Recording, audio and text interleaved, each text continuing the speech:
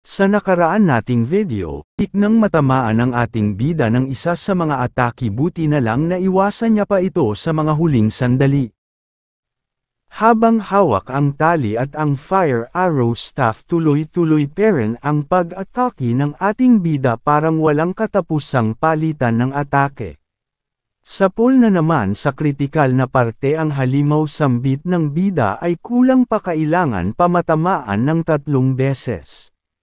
Binutas ni Palm ang katawan ng gold slime, subalit di pa rin ito namamatay. 2 beses na pagpapatama na lang kulang upang matapos na ang laban. Napasabi ang ating bida na napakabilis ng halimaw kahit na sobrang laki nito. Pero kahit ganun pa man siya kabilis, ay wala itong kwenta sa ating bida at nagpakawala ang ating bida ng huling napakalakas na atake patungo sa gold slime. Wasak na wasak sa laki ng butas na ginawa ng ating bida sa halimaw. At makikita natin ang core ng boss na siyang kahinaan nito at pinaggagalingan ng lakas at buhay nito. Kaya mabilis na naghanda ang ating bida upang umatake dito. Magsasagawa na ng huling atake ang ating bida habang ang gold slime ay pinagsisikapan ring maabot ang ating bida. Hindi nga natuloy ang atake ng ating bida sa kadahilanang nag-counter-attack ang halimaw gamit ang malaki nitong kamay mula sa likuran ng ating bida. Buti na lang at napansin agad ito ng ating bida at ginamit niya ang kanyang kinesis upang kontrolin ang espadang may tali na pinabaon sa lupa upang mahayla niya ito at makaalis sa kanyang sitwasyon. At hindi nga tumama ang atake ng gold slime. Mabilis nakalayo ang ating bida mula dito, habang ang atake naman ng halimaw ay tumama sa lupa at nagsanhi ng pagkawasak sa lakas ng impact nito. Mabilis na pamorma ang ating bida, pinagana ang fire arrow at telekinesis upang atakihin ang gold slime at makikitang gulat na gulat ito. Napangisi na lamang ang ating bida. At pinakawalan na nga ang kanyang fire arrow. Akma sana itong harangan ng halimaw gamit ang kanyang gamay, subalit ginamit ng ating bida ang kanyang skill na kinesis at kinontrol ang direksyon ng fire arrow. Lumiko ito papunta sa ulo ng halimaw kung nasaan ang core nito. Salong-salo nga ito ng halimaw at makikitang nagliliwanag ang core stone ng halimaw. Habang ang katawan naman nito ay parang bumubuo ng bola o lumulubo na para bang sasabog na ito sa ilang sandali. At tuluyan nang sumabog ang katawan ng gold slime. Mabilis namang nakatakbo ang ating bida papalayo sa pagsabog. Nagresulta ang pagsabog ng pagbaha ng acid na likido galab sa gold slime na lahat ng madaanan ay kayang tunawin. Ang ating bida naman ay ginamit ang kakayahan ng kinesis upang kontrolin ang espadang may tali. Pinapunta ito sa malaking sanga ng puno. Upang makalayo ang ating bida sa baang acid. Nagpalipat-lipat si Palm sa mga sanga ng malalaking puno dahil ang baha ng acid ay nagsasanhi ng pagkasira sa lot ng madaanan nito maging sa mga malalaking puno sa lugar pinapatumba ng acid na likidong ito. Sa pagpapatuloy ng kwento, nawala na nga ng tuluyan ang baang asido na mula sa gold slime na nagdulot ng pagkawasak sa kapaligiran. Makikita ang ating bida naglalakad sa gitna ng umuusok na paligid.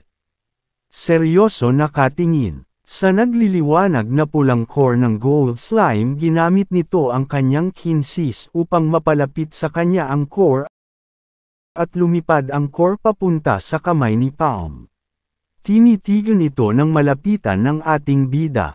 Habang hawak-hawak niya ito, ay naglalabas ito ng napakaliwanag na kulay pulang ilaw. Nagpapalabas ito ng pulang enerhiya, na siyang bumalot at bumuo ng bilog sa ating bida at naglaho ang mismong core na hawak-hawak ni Palm. Lumipat tayo sa lugar kung saan nakabalik na nga ang ating bida sa opisina ni Mr. Abbas. Siya ay nasa harapan nito. Tinitigan siya ni Mr. Abbas at di nagsisalita habang ito ay nagsisigar. Bigla itong nagsalita, So hindi ka pala hanggang salita lang, sabi nito sa ating bida. Pero bumalik ka ulit ng mag-isa at wala ring dalang item para magkaroon ng komisyon. Nagreklamo naman ang ating bida kay Mr. Obvious. Saad nito na ang mga pinadala nitong grupo sa kanya ay mga baguhang adventurer, na walang mabuting ambag sa kanya at sinubukan pang pagkaisahan siya para kunin ang kagamitan at iba pang mahahalagang bagay sa kanya. Nang umalis ang ating bida papalayo sa grupo, naka-enkwentro umano ang mga ito ng boss na halimaw at parang napatay sila lahat ng halimaw na ito, saad niya. Isang halimaw, Dod ang tanong ni Mr. Abbas. Sinabi ng ating bida na ang halimaw ay ang gold slime. Pinagpawisan at gulat na gulat si Mr. Abbas sa narinig at napasabi itong, ano, kung ang vlaang hiyang halimaw na yun ang boss ay siguradong ang lahat din ng item sa loob ay natunaw rin. Kinumpirma naman ito ni Palm. Lahat ng bagay at item ay natunaw. Napamura si Mr. Abbas sa kanyang isipan, ang lahat ng nirentahang item mula sa Merchant Union ay nasira at nawala. Ito ay malaking kalugihan sa kanila na di dapat ipagsawalang bahala. At ang problema umano ay ang ating bida na nakalabas ng buhay.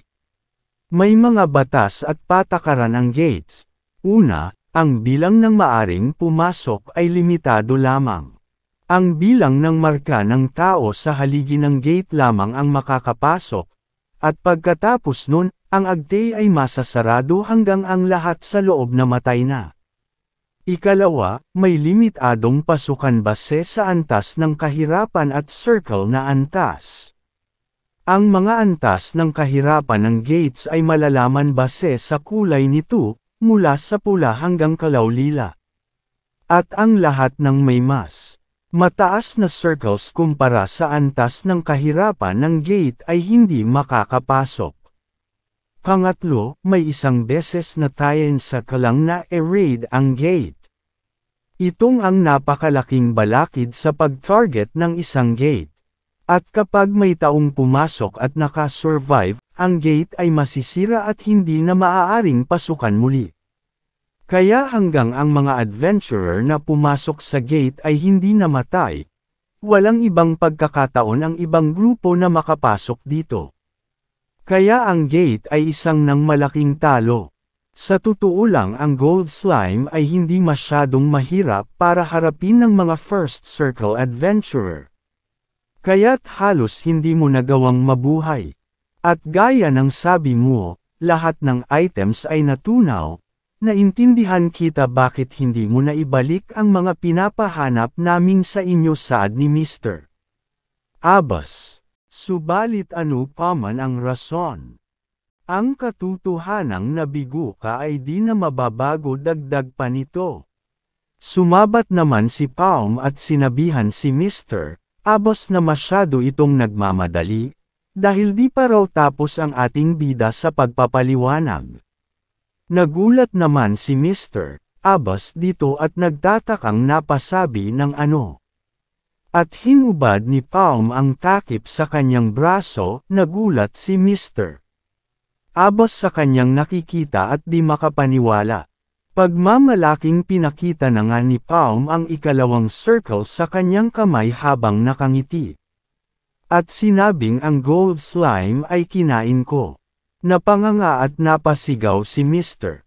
Abbas ng second circle. Napatanong ito kung inabsorb ba ng ating bida ang mana stone na galing sa gold slime. Habang pinapapawisan si Mr. Abbas, sinabihan siya ng ating bida na siguro naman sapat na itong patunay ng aking sarili. Ngayon bilang pangako, ibigay mo sa akin ang E-rank. D-rank, sabi ni Mr. Abbas, na ikinagulat ng ating bidang si Palm. Pasiga na sabi ni Mr. Abbas na bibigyan niya ang ating bida ng D-rank. Hindi, kung makikipagtrabaho ka sakin, itatreto kitang parang isang C-rank adventurer at ibibigay ko mga kailangan mo dagdag nito. At pumirma ng kontrata ang ating bida. Kadalasan ang pagbibigay kanino man na hindi pa umaabot sa third circle ng ranggong C-rank adventurer ay makokonsiderang sobrang labis na pagtrato. Ang adventurer ranks ay mabigat na naiimpluwensyahan ng circles. Sa itaas ng rankang veteran adventurers na binubuo ng mga A hanggang B rank. Sumunod ang junior adventurers na binubuo naman ng mga C at D ranks. At panghuli, ang novice adventurer na binubuo naman ng mga E at F ranks. Ang circles ang nagpapahiwatig ng lakas, at ang pagkakaiba-iba ay napakalinaw. Subalit ang kupol na ta ay hindi normal, isip ni Mr. Abbas habang nakatingin sa ating bida. Hindi ka magkakaroon o makadagdag ng circle sa pamamagitan ng mana stone. Ito ba ang sinasabi niyang survival instinct? Tanong nito sa sarili. Habang nakangisi, sinasabi ni Mr. Abbas sa sarili, oo, taglay niya ang survival instinct, ay hindi pati na rin ang di matatawarang talent. Sino mang kaka-first circle nakabalik ng wala sa oras bilang isang second circle ay di pangkaraniwan. Di pa raw nakakakita ng ganito kabilas na paglago sa buong buhay niya. Kailangan ko ang taong ta. Habang nagpapakita ng napaka-bait na ekspresyon si Mr. Abbas sa harap ng ating bida. Napabuntong hininga si Palm at iniisip na napakabilis ng pagbabago ng lahat pati ang pagtrato sa kanya. Mukhang nagmamadali talaga ang taong ito habang nakapikit at pinapatungkol ang kanyang sinabi kay Mr. Abbas. At nakapagpas siya ang ating bida na pirmahan na ang kontrata. Sa kabilang dako, makikita ang isang pulang gate, may maririnig tayong nagsasabi na wala na raw oras para itong nagmamadali. Pinapauna nito ang red ranks. Ito pala ay isang dungeon na may kabuoang 100 membro dapat ang mag-raid. Ang malaking kaganapan na ito ay ang pinapanood ng lahat ng merchant unions mula sa Leaf Ports. At lahat ng guilds sa buong Maple World. At halata naman na ang Gapor Merchant Union ay interesado rin dito. Makikitang tapos ng pirmahan ng ating bida ang kontrata at nang malaman ni Palm ang parating na event ay napaisip itong di naman ito makakasama sa kanya at nagmamadali rin siya. At habang andito pa siya ay mas maganda umanong isulong ang kanyang plano. At humingi ito ng pabor kay Mr. Abbas. At tinanong naman ito ni Mr. Abbas kung ano ito ay wag maiyang sabihin. Pahiramin mo ako ng pera saad ng ating bida. Napaisip ng kaunti si Mr. Abbas sa hinihinging pabor ng bida. Habang naiinis ito sa kanyang isipan tinatawag na bastardo ang ating bida. Sumusobra na raw ito. Ang iba ay nagsasabi na ang gate ang nagpasimula ng panahon ng mga adventurer, subalit lahat ng ito ay bitag ng isang black magician. Maraming adventurers ang namatay sa mga gates. Pinapatay lahat ng potensyal na bayani sa hinaharap ng Maple World. At ang huling araw na darating. Lahat ng mga halimaw na naghintay ng tamang pagkakataon ay dumagsa sa mga gates. At lahat kami ay natalo. Eksaktong 3 taon mula ngayon, ang kapalaran na kahaharapin ng mundo ng Maple ay hindi na magtatagal. Hanggang dito na lamang ang ating video, subaybayan ang kapalaran na haharapin ng ating bida sa Maple World. Huwag kalimotang i-like, comment, e-share ang ating video. At sa mga bago pa lamang sa ating channel ay huwag kalimutang mag-subscribe sa mas kapana-panabik na tagpo. Maraming salamat sa panunood.